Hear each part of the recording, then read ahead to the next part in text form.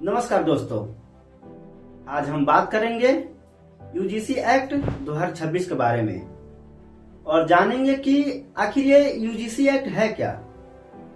आप पिछले कई दिनों से सोशल मीडिया पर देख रहे होंगे कि कई कॉलेजों में एक ही मुद्दे पर जोरदार चर्चा हो रही है। कहीं इस एक्ट का भी समर्थन हो रहा है तो कहीं इसका विरोध।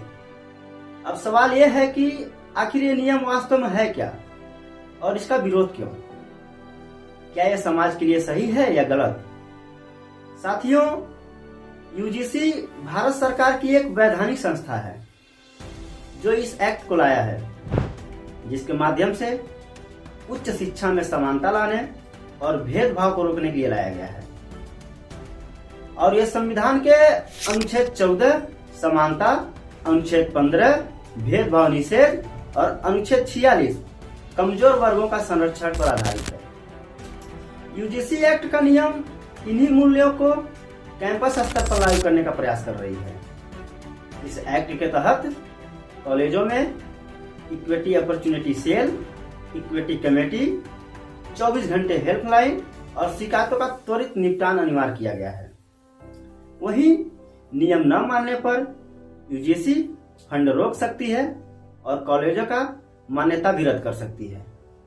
तो ये तो था यूजीसी एक्ट के बारे में, लेकिन इसका समर्थन करने वालों का कहना है कि यह कानून जातिगत, लैंगिक और सामाजिक भेदभाव के खिलाफ मजबूत कदम है और सुरक्षित और सम्मान शिक्षा वातावरण बनाने की बात करता है।